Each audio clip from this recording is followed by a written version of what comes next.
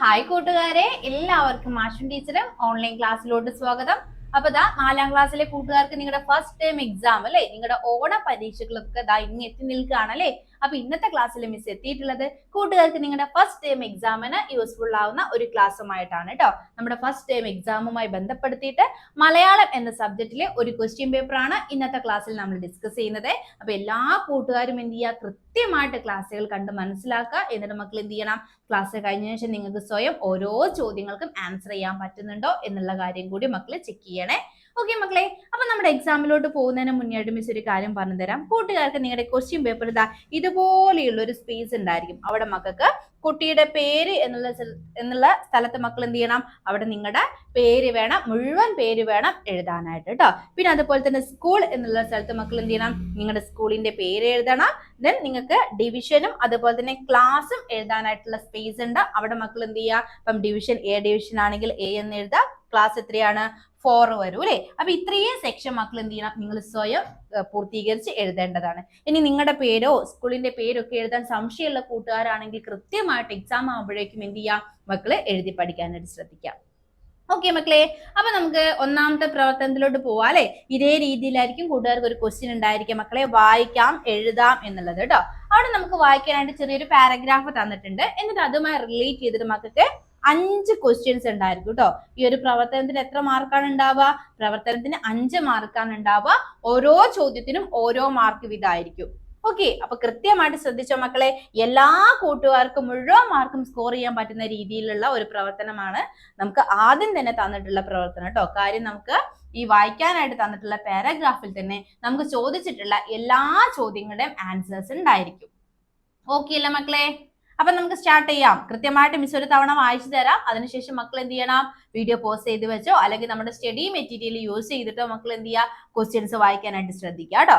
നോക്കിക്കേ മക്കളെ, മുമ്പ് കുറേ വർഷങ്ങൾക്ക് മുമ്പ് ആരോ വലിച്ചെറിഞ്ഞ ഒരു വിത്തിനുള്ളിൽ ഉറങ്ങിക്കിടന്നിരുന്ന ഒരു കുഞ്ഞായിരുന്നു ഞാൻ. അടുത്ത സെക്ഷനിലോട്ട് പോകുന്നതിന് മുന്നേ ടീച്ചർ കൂട്ടുകാർക്കായിട്ട് ഒരു ഓണത്തിന്റെ സ്പെഷ്യൽ ഓഫറുമായിട്ടാണ് എത്തിയിട്ടുള്ളത് കേട്ടോ. മറ്റൊന്നുമല്ല മക്കളെ, ഇനി മുതൽ നിങ്ങൾക്ക് ഒരു വർഷത്തേക്ക് വെറും 610 രൂപയ്ക്ക് നമ്മുടെ ആപ്പിലുള്ള എല്ലാ ക്ലാസ്സുകളും കുട്ടികൾക്ക് ഈ ഒരു ഓണത്തിന്റെ ഓഫർ എന്നുള്ള രീതിയിൽ അവൈലബിൾ ആവാനായിട്ട് പോവാണ് കേട്ടോ. അപ്പൊ താല്പര്യമുള്ളവർ വേഗം തന്നെ എന്ത് ചെയ്യാം മക്കളെ, ഇവിടെ ഈ ഒരു സ്ക്രീനിൽ കാണുന്ന നമ്പറിലേക്ക് കോൺടാക്ട് ചെയ്യാം കേട്ടോ. നമ്മുടെ ആപ്പ് ത്രൂ നമ്മൾ LKG മുതൽ 7ാം ക്ലാസ് വരെയുള്ള കുട്ടികൾക്ക് അവരുടെ സിലബസ് ബേസ്ഡ് ആയിട്ടുള്ള ട്യൂഷൻ ക്ലാസ്സുകളാണ് നമ്മൾ പ്രൊവൈഡ് ചെയ്യുന്നത് കേട്ടോ. മറക്കണ്ട മക്കളെ, വെറും 610 രൂപയ്ക്കാണ് ഈ വർഷം മുഴുവൻ നിങ്ങൾക്ക് നമ്മുടെ ആപ്പിലുള്ള ക്ലാസ്സുകൾ ലഭ്യമാവാനായിട്ട് പോകുന്നത് കേട്ടോ. അപ്പൊ വേഗം തന്നെ നമ്മളായിട്ട് കോൺടാക്ട് ചെയ്യുക. ഓരോ ക്ലാസ്സിന് ശേഷം മക്കൾക്ക് എക്സാം അറ്റൻഡ് ചെയ്യാനും അതുപോലെ തന്നെ സ്റ്റഡി മെറ്റീരിയൽ യൂസ് ചെയ്യാനായിട്ടുള്ള ഓപ്ഷൻസ് എല്ലാം നമ്മുടെ ആപ്പിൽ അവൈലബിൾ ആണ് കേട്ടോ.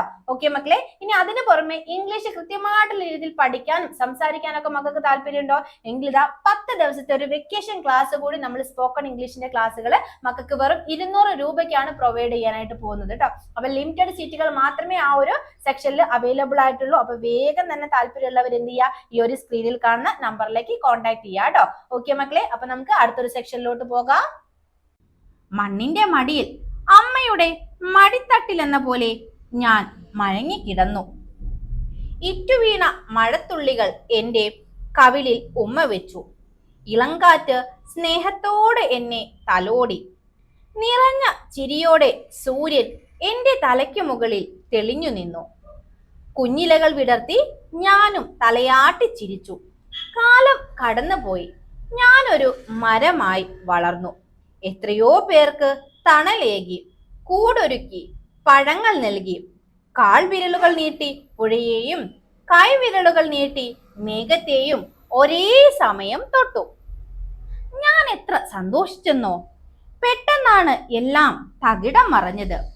ആഞ്ഞു വീശിയ കോടാലി മൂർച്ചയിൽ എന്റെ കൈകാലുകൾ മുറിച്ചു നീക്കപ്പെട്ടു. താഴെ വീണു ചിതറിയ കൂടിനരികിൽ നിലവിളിക്കുന്ന അമ്മ കിളിയെ കണ്ടപ്പോൾ എന്റെ അല്ലൽ ഇരട്ടിച്ചു. ഓക്കെ മക്കളെ, ആരെക്കുറിച്ചാണ് പറയുന്നത് ഇവിടെ? ആരെക്കുറിച്ചാണ് ഈ ഒരു പാരഗ്രാഫിൽ പറഞ്ഞിട്ടുള്ളത്? കുഞ്ഞു വിത്തിൽ നിന്ന് വളർന്ന് വലുതായി വന്നിട്ടുള്ള ഒരു മരത്തെ കുറിച്ചാണ് അല്ലെ. എന്തൊക്കെ കാര്യങ്ങളാണ് മക്കളെ പറഞ്ഞിട്ടുണ്ടായിരുന്നത്? എവിടെ നിന്നാ നമ്മുടെ മരം ഉണ്ടായിട്ടുള്ളത്? ആദ്യം കുഞ്ഞു വിത്തിനുള്ളിൽ ഉറങ്ങിക്കിടക്കുകയായിരുന്നു അല്ലേ? അവൻ എന്ത് ചെയ്തു? മണ്ണിൽ അമ്മയുടെ മടിത്തട്ടിൽ എന്ന പോലെ അങ്ങനെ കിടക്കുകയായിരുന്നു. പിന്നെ കാറ്റും അതുപോലെ തന്നെ ഇറ്റി വീണ മഴത്തുള്ളികളും കാറ്റുമെല്ലാം അവന് സ്നേഹത്തോടെ എന്താക്കി മാറ്റിയിട്ടുണ്ട്? ഒരു വലിയ മരമാക്കി മാറ്റിയിട്ടുണ്ടായിരുന്നു അല്ലേ? ഓക്കെ മക്കളെ, അങ്ങനെ നമ്മുടെ മരം വളർന്നു വന്നിട്ട് ഒത്തിരി പേർക്ക് എന്ത് ചെയ്തിട്ടുണ്ട്? ഒരുപാട് സഹായങ്ങൾ നൽകിയിട്ടുണ്ട് അല്ലേ? ഒത്തിരി പേർക്ക് തണലേകിയിട്ടുണ്ട്. അതുപോലെ തന്നെ വിശപ്പ് മാറാനായിട്ട് പഴങ്ങൾ നൽകിയിട്ടുണ്ട്. കിളികൾക്കെല്ലാം കൂടൊരുക്കാനായിട്ട് സ്ഥലവും എല്ലാം ആര് നൽകിയിട്ടുണ്ട് മക്കളെ? നമ്മുടെ മരം നൽകിയിട്ടുണ്ടായിരുന്നു അല്ലെ? അങ്ങനെ സന്തോഷത്തോടെ മരം ഇരിക്കുന്ന സമയത്താണ് പെട്ടെന്ന് എന്ത് സംഭവിച്ചത്? ആഞ്ഞു വീശിയിട്ടുള്ള കോടാലി മൂർച്ചയിൽ നമ്മുടെ മരം എന്തായി മക്കളെ? താഴെ വീണു. എന്ന് പറഞ്ഞാൽ എന്താണ് മക്കളെ? ആരോ വന്ന് മരം എന്ത് ചെയ്തിട്ടുണ്ട്?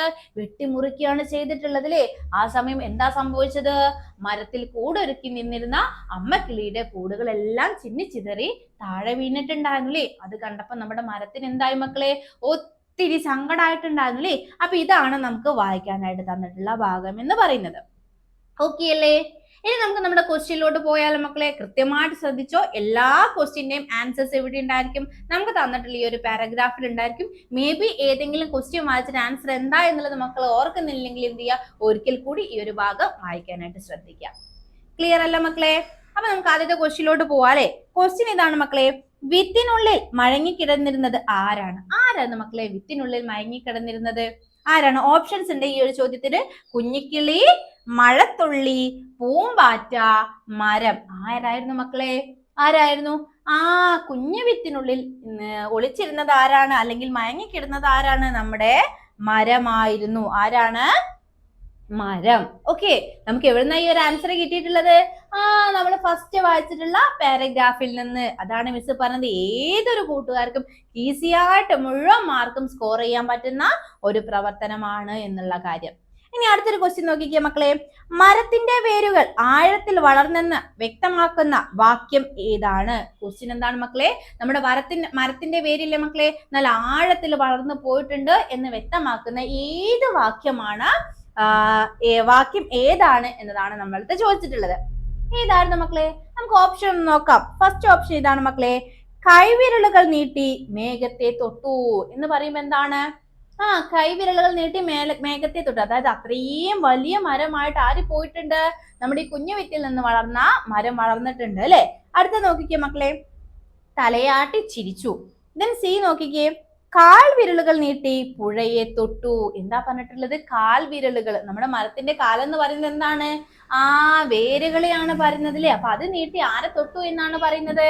പുഴയെ തൊട്ടു എന്നാണ് പറയുന്നത്. നമ്മുടെ ക്വസ്റ്റ്യൻ എന്താണ് മക്കളെ? മരത്തിന്റെ വേരുകൾ ആഴത്തിൽ വളർന്നു എന്ന് വ്യക്തമാക്കുന്ന വാക്യം ഏതാണ് ചോദിച്ചത്. അപ്പൊ നമുക്ക് കണ്ണും പൂട്ടി ഏത് പറയാം മക്കളെ? കാൽ വിരലുകൾ നീട്ടി പുഴയെ തൊട്ടു. സി ആണ് ആൻസർ വരുന്നത്. ഓക്കെ അല്ലേ മക്കളെ? ദെൻ അടുത്തൊരു ക്വസ്റ്റ്യൻ നോക്കിക്കേ. ആഞ്ഞുവേശിയ കോടാലി മൂർച്ചയിൽ എന്റെ കൈകാലുകൾ മുറിച്ചു നീക്കപ്പെട്ടു. മരത്തിന്റെ ഈ അവസ്ഥയ്ക്ക് ആരായിരിക്കും കാരണക്കാർ? ആരാ മക്കളെ? ആരായിരിക്കും? മനുഷ്യർ, മൃഗങ്ങൾ, ആകാശം, മഴ. ആരാണ്? യെസ്, നമ്മൾ മനുഷ്യർ തന്നെയാണ് മരത്തിന്റെ ആ ഒരു അവസ്ഥയ്ക്ക് കാരണക്കാർ അല്ലേ? മനുഷ്യരല്ലേ കോടാലി കൊണ്ട് മരത്തെ വെട്ടിമുറിക്കുന്നത് അല്ലേ മക്കളെ? അപ്പൊ ഏതാണ് കറക്റ്റ് ആൻസർ? എ തന്നെയാണ്, മനുഷ്യർ എന്നതാണ് മക്കളെ അവിടെ കറക്റ്റ് ആൻസർ വരുന്നത്. ഓക്കെ അല്ലേ മക്കളെ? ഓക്കെ അല്ലേ? ദെൻ അടുത്തൊരു ക്വസ്റ്റ്യൻ നോക്കിക്കേ. മരങ്ങൾ നമുക്ക് നൽകുന്ന സഹായങ്ങളിൽ ഉൾപ്പെടാത്തത് ഏത് എന്നാണ് ചോദിച്ചത്. നോക്കിക്കേ ഓപ്ഷൻസ്. തണല്, കൂട്, വെയിൽ, പഴങ്ങൾ. ഇതിൽ ഏതാണ് മക്കളെ? തണല് നമുക്ക് മരങ്ങൾ തരുന്നതല്ലേ? അപ്പൊ അത് കറക്റ്റ് ആണ്. കൂട് അല്ലെ? നമുക്ക് കൂടില്ലാത്ത പക്ഷികളൊക്കെ എവിടെ കൂട് വെക്കാറുണ്ട്? മരത്തിലും മറ്റും കൂട് വെക്കാറുണ്ട്. അതും നമുക്ക് കിട്ടാറുണ്ട്. ഇനി അങ്ങനെയാണ് നോക്കിക്കേ മക്കളെ. പഴങ്ങൾ, മരങ്ങൾ നമുക്ക് പഴങ്ങൾ നൽകാറില്ലേ? മറ്റു ജീവികൾക്ക് നൽകാറില്ലേ? അപ്പൊ അതും ഉണ്ട് അല്ലെ? ഇനി ഏതാണ് മക്കളെ അവിടെ ഓട് വണ്ണായിട്ടുള്ളത്? യെസ്, വെയിലാണ്. അപ്പൊ ഏതാണ് അതിന് കറക്റ്റ് ആൻസർ വരുന്നത്? വെയിലാണ് കേട്ടോ. ഓക്കെ അല്ലേ മക്കളെ? സി ആണ് ഓപ്ഷൻ വരുന്നത്. വെയിൽ എന്നതാണ് കറക്റ്റ് ഉത്തരം കേട്ടോ. ഓക്കെ, ദെൻ നമുക്ക് അതിൽ തന്നെ വരുന്ന ലാസ്റ്റ് ക്വസ്റ്റ്യൻ നോക്കാം. സങ്കടം എന്നർത്ഥം വരുന്ന ഏത് പദമാണ് കഥാഭാഗത്ത് നൽകിയിട്ടുള്ളത്? എന്താ മക്കളെ? സങ്കടം എന്നർത്ഥം വരുന്ന ഏത് പദമാണ്? ഇവിടെ ഒന്ന് മക്കള് വായിച്ച മക്കളെ. താഴെ വീണു ചിതറിയ കൂടിനരികിൽ നിലവിളിക്കുന്ന അമ്മക്കിളിയെ കണ്ടപ്പോൾ എന്റെ അല്ലൽ ഇരട്ടിച്ചു. ഏതാണ് മക്കളെ? ഏതാണ്? അല്ലൽ. അല്ലൽ എന്ന് പറഞ്ഞാൽ എന്താണ്? എന്റെ സങ്കടം അല്ലെ, എന്റെ വിഷമം ഇരട്ടിച്ചു. അപ്പൊ ഏതാ മക്കളെ ആൻസർ വരുന്നത്? ഏതാണ്? ഓപ്ഷൻ ഡി ആണ്. ഏതാണ്? അല്ലൽ. മിസ് ഇവിടെ താഴെ ആൻസർ കൊടുത്തിട്ടുണ്ട് കേട്ടോ. താഴെ ആൻസർ കൊടുത്തിട്ടുണ്ട്. ഫസ്റ്റ് ക്വസ്റ്റ്യനും അതേപോലെ തന്നെ കൊടുത്തിട്ടുണ്ട് കേട്ടോ. ഓക്കെ അല്ലേ മക്കളെ? അപ്പം ഇത്തരത്തിലൊരു ക്വസ്റ്റ്യൻ വന്നാൽ മുഴുവൻ മാർക്ക്, അതായത് 5 മാർക്ക് മേടിക്കാനായിട്ട് മക്കൾക്ക് സാധിക്കുമല്ലോ. ഓക്കെ, ഇനി നമുക്ക് അടുത്തൊരു പ്രവർത്തനത്തിലോട്ട് പോയാലോ? മക്കൾ റെഡി ആണല്ലോ? പ്രവർത്തനം 2, വരികൾ കൂട്ടിച്ചേർക്കാം. നമുക്ക് അവിടെ ഒരു കുഞ്ഞു കവിത തന്നിട്ടുണ്ട്. അതിലേക്ക് എന്ത് ചെയ്യാനാണ് പറഞ്ഞിട്ടുള്ളത്? കൂടുതൽ വരികൾ ചേർത്ത് എഴുതാനാണ് പറഞ്ഞിട്ടുള്ളത്. നമുക്കൊന്ന് വായിച്ചു നോക്കാം. മാനത്തു മഴ വരുമാഘോഷം, പാടത്തിനതു കണ്ടു സന്തോഷം, മാനത്തു കൊട്ടും കുഴൽപ്പാട്ടും, പാടത്തു വെട്ടും വിതപ്പാട്ടും, മാനത്തു മേഘത്തിൻ തേരോട്ടം, പാടത്തു കുളിരിന്റെ നീരോട്ടം. എന്താ മക്കളെ പറയുന്നത്? മാനത്തെയും പാടത്തെയും കാഴ്ചകൾ ചേർത്തിട്ടുള്ള ഒരു കവിതയാണ് നമുക്ക് അവിടെ തന്നിട്ടുള്ളത് അല്ലെ. മാനത്ത് എന്തുണ്ട്? മഴ പെയ്യുന്നുണ്ട് എന്നാണ് പറഞ്ഞത്. പാടത്തിന് അത് കണ്ടപ്പോ സന്തോഷാവുന്നുണ്ട് എന്ന് പറയുന്നുണ്ട്. പിന്നെയോ മാനത്ത് കൊട്ടും കുഴൽപ്പാട്ടും അല്ലെ, അതായത് ഇടിയൊക്കെ വെട്ടിയിട്ട് എന്ത് ചെയ്യുന്നുണ്ട്? മഴ പെയ്യുന്നുണ്ട്. പാടത്താണെങ്കിൽ എന്താണ്? വെട്ടും വിതപ്പാട്ടും, അതായത് എന്ത് ചെയ്യാ? മഴയൊക്കെ പെയ്ത് നിൽക്കുന്ന സമയത്താണ് നമ്മള് പാടത്ത് എന്ത് ചെയ്യാ? വിത്തുകളെല്ലാം വിതയ്ക്കുകയും മറ്റൊക്കെ ചെയ്യുന്നത് അല്ലെ. ഓക്കെ മക്കളെ, പിന്നെ എന്താ പറയുന്നത്? മാനത്ത് മേഘത്തിൻ തേരോട്ടം, പാടത്ത് കുളിരിന്റെ നീരോട്ടം എന്നാണ് അവിടെ പറയുന്നത് അല്ലെ. മഴ പെയ്താൽ പാടത്തെല്ലാം എന്താവും? വെള്ളം കൊണ്ട് നിറയും. അപ്പൊ ഇവിടെ നമുക്ക് തന്നത് മാനത്തെയും പാടത്തെയും കാഴ്ചകൾ ചേർത്തിട്ടുള്ള വരികളാണ് തന്നിട്ടുള്ളത്. ഓക്കെ, മക്കളോട് പറഞ്ഞിട്ടുള്ള ക്വസ്റ്റ്യൻ ഇതാണ്. മാനത്തെയും പാടത്തെയും കാഴ്ചകൾ ചേർത്ത് 4 വരികൾ കൂടി കൂട്ടിച്ചേർത്ത് എഴുതൂ. അപ്പൊ നോക്കണേ മക്കളെ, മാനത്തെ കാഴ്ചകളും പാടത്തെ കാഴ്ചകളും കൂടി ഉൾപ്പെടുത്തിയിട്ട് ആ ഒരു കവിതയിലോട്ട് 4 വരികൾ കൂടി ചേർത്ത് എഴുതാനാണ് മക്കളടുത്ത് പറഞ്ഞിട്ടുള്ളത്. ഓക്കെ, അപ്പൊ വരികൾ ചേർക്കുന്ന സമയത്ത് മക്കൾ കൃത്യമായിട്ട് ശ്രദ്ധിക്കുക. ഒന്ന് എന്താണ്? നമ്മളോട് മാനത്തെയും പാടത്തെയും കാഴ്ചകളാണ് പറഞ്ഞിട്ടുള്ളത് അല്ലെ. അപ്പൊ അത് തന്നെ എഴുതാനായിട്ട് ശ്രദ്ധിക്കുക.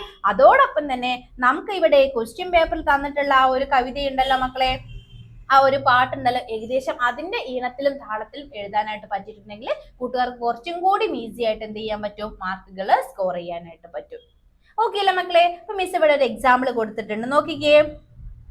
മാനത്തു പറക്കും കിളിക്കൂട്ടം, പാടത്തു തുള്ളും മീൻകൂട്ടം, മാനത്തു തങ്ക കതിരൊളി, പാടത്തു നല്ലൊരു കുളിരൊളി. കണ്ടോ മക്കളെ? മാനത്തെയും പാടത്തെയും കാഴ്ചകളാണ് മിസ് അവിടെ ഉൾപ്പെടുത്തിയിട്ടുള്ളത് അല്ലെ. ഒരിക്കൽ കൂടി നോക്കിക്കേ.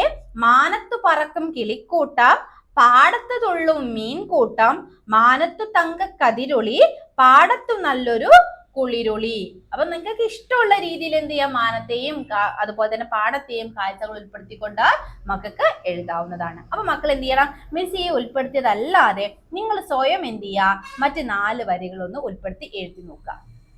ഓക്കെ അല്ലേ മക്കളെ? ഓക്കെ അല്ലേ? അപ്പൊ വരികൾ ചേർത്ത് എഴുതാവുന്ന ഒരു പ്രവർത്തനം നമ്മുടെ എക്സാമിന് വരുന്നതാണ്. കൃത്യമായിട്ട് മക്കള് ശ്രദ്ധിക്കുക. എന്താണോ നമുക്ക് തന്നിട്ടുള്ള കവിത, അതിന്റെ ആശയം കൃത്യമായിട്ട് മനസ്സിലാക്കുക. എന്നിട്ട് അതിലേക്ക് യോജിക്കുന്ന രീതിയിൽ എന്ത് ചെയ്യുക? അതേ താളത്തിലും ഈണത്തിലും തന്നെ പുതിയ വരികൾ ചേർത്ത് എഴുതാനായിട്ടും ശ്രദ്ധിക്കുക. ഓക്കെ അല്ലേ മക്കളെ? ഓക്കെ അല്ലേ?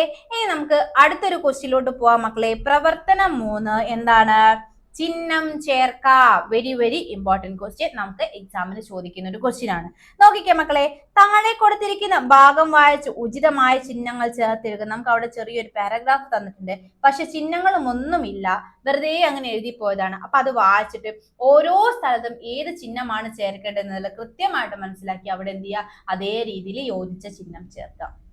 ഓക്കെ, അപ്പൊ നമുക്ക് ജസ്റ്റ് ഒന്ന് വായിച്ചു നോക്കാം. നോക്കിക്കേ മക്കളെ, നല്ല ഉറക്കത്തിലായിരുന്നു കുഞ്ഞനുറുമ്പ്. നേർത്ത നനവുള്ള പച്ച പുൽത്തകിടിയിലൂടെ തെന്നി തെന്നി പോകുന്നത് അവൻ സ്വപ്നം കണ്ടു. നല്ല രസം.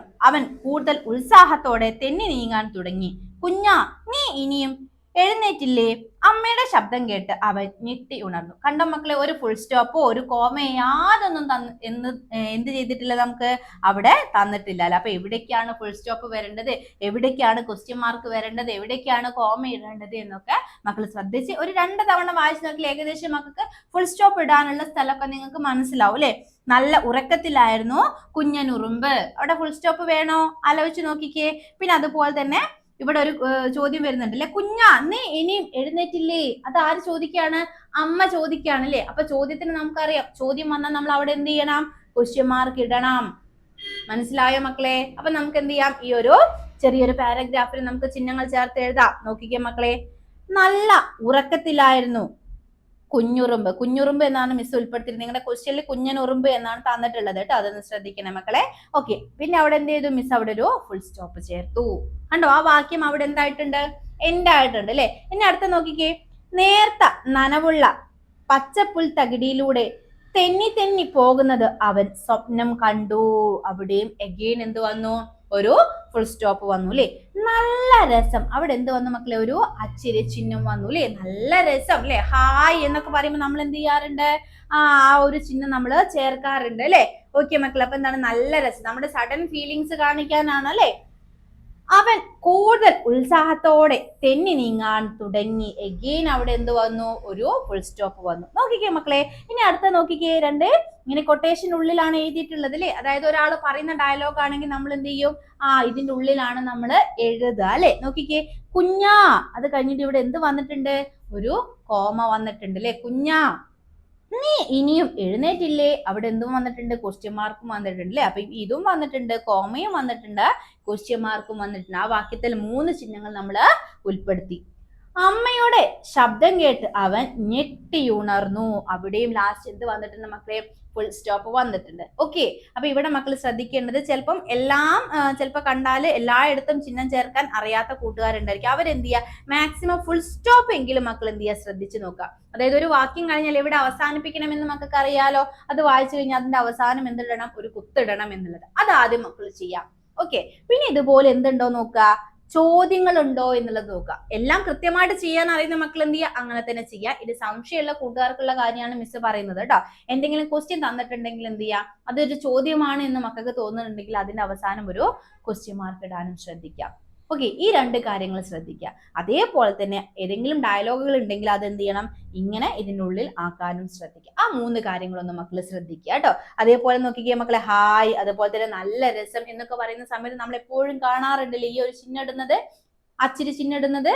അതും മക്കളൊന്ന് ശ്രദ്ധിക്കുക കേട്ടോ. ഓക്കെ അല്ലേ മക്കളെ?